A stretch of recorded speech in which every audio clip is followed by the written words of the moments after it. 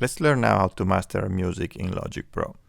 With Logic Pro for iPad, actually it's very easy to master our content thanks to a built-in automatic mastering plugin that basically analyzes our music and gives us the best settings to master our content. First of all, we're going to start a new session.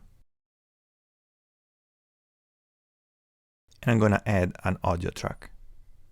At this point, we want to import our stereo final mix that we exported from our multi-track session. To do so in Logic is very easy.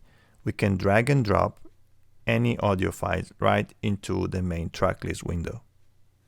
So I'm going to just make my Logic window a little bit smaller. I'm going to bring up my files window next to it.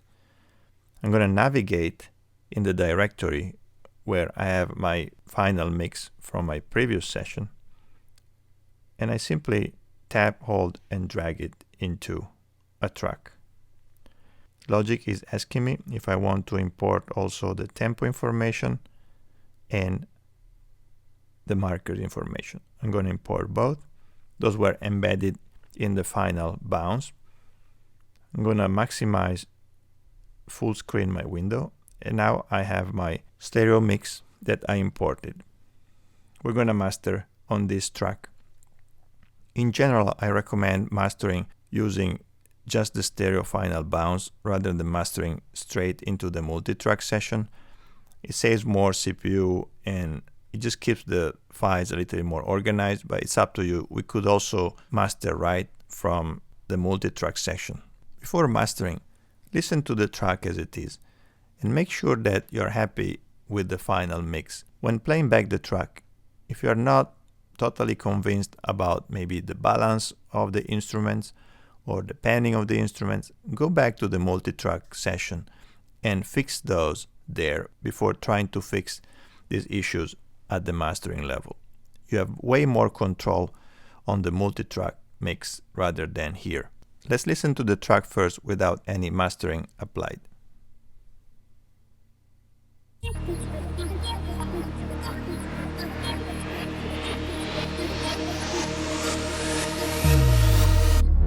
Starry sky and falling stars, I see a picture in my eyes, broken words and deep scars. The night is falling into ashes.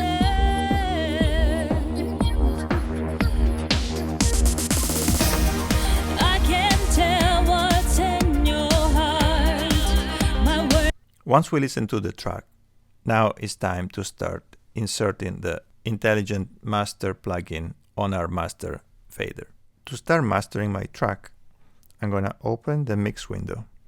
I'm going to make sure that I can look at the inserts on my master fader. I'm going to tap the setup mode, and here I can see that there is a mastering option. So if I tap on mastering, automatically the Intelligent Master plugin is going to be inserted. Now Logic is analyzing my track, and after analyzing it, he has already set up all the parameters necessary to have a fully mastered track. I'm going to switch back to mix mode. I'm going to tap on the mastering assistant. Here we can see three main areas. On the left side we have the EQ area. On the top right we have the dynamics, and on the lower right we have the spread area. As I mentioned, Logic already has set up all the parameters correctly to have the track mastered. So if I'm in a hurry or I don't want to mess more with the parameters, I can just export my bounce as it is and the track has been mastered for me. But let's understand what Logic really did. Let's take a look at the EQ. First of all, I can see an EQ curve here that was automatically applied by Logic. Logic analyzed the frequency content of my track and automatically has come up with the best EQ settings in order to have a full balanced frequency response. This is really excellent, and it's great that Logic can do it all by itself. Up here, under Character, I can choose 4 different types of EQ that can color my track slightly, depending on the style. Transparent works for most of the styles, and definitely should be used for tracks that are more acoustic. Clean can be used for more EDM and electronic tracks. Valve can be used for more hip-hop and dance tracks. Punch can be used for tracks that feature more vocals and tend to be on the rock style. As I said, transparent is a little more of a generic type. After you have chosen the character of your track, you can decide how much the automatically applied EQ is gonna alter the frequency response of your material. As a default, you have 100% of the EQ settings applied to your track. If you want the EQ to be less involved in the mastering, you can just bring down the auto EQ fader. And as you can see, now the curve is going to be applied less, while if I go above 100%, the EQ curve is going to be applied more. I recommend starting with 100% and see how you feel about it. You can also, though, use your own EQ settings by turning on the custom EQ and changing some of the low, mid, and highs so that you can apply more or less of individual frequencies to your material. To reset them, just double tap on the dot. So at the moment, I'm trusting 100% the intelligent mastering tool in Logic, and I'm applying the EQ curve 100%. In the dynamics section, Logic is taking care of the loudness of the track. And I can see that it's basically applying some very standard parameters in terms of true peak and LUFS. The true peak at which the intelligent mastering tool is aiming is -1, which is pretty much standard among all the streaming platforms. So it will always give me a -1 true peak, applying enough limiting as necessary depending on the loudness of the track. For my loudness unit full scale, is going to shoot for around -14 dB, which again is a very standard LUFS value for streaming platforms. If I want to make the track louder, I can increase the loudness by moving the loudness dial to the right. Just be careful not to overdo that, because you might get some distortion if you're really pushing the track too loud. You can also turn on or off the excite.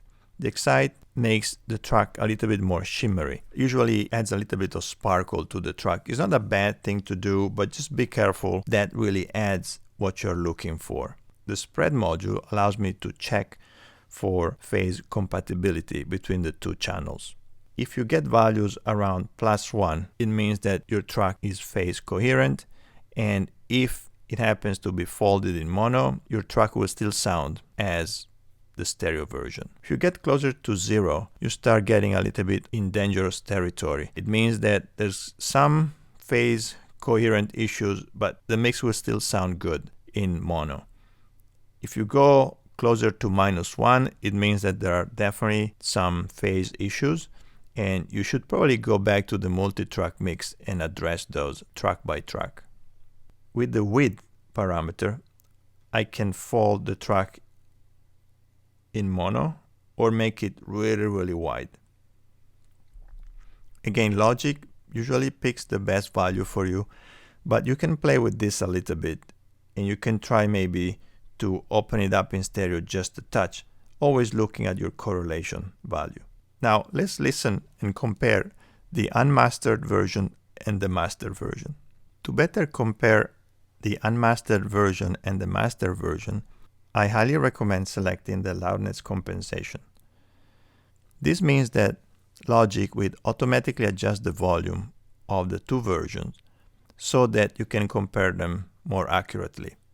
Usually when we hear something louder, we tend to think it sounds better, but by engaging the loudness compensation, the two versions will play back at the same volume.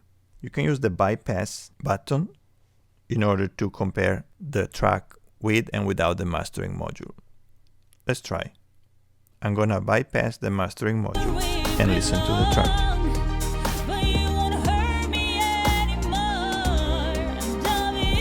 Now I'm gonna engage it.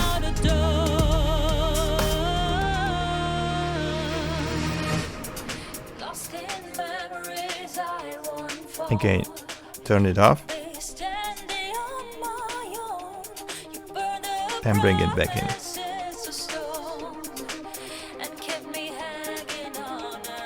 Now I'm going to take the loudness compensation off, and this is the master track. So as you can see, it's very easy to master in Logic.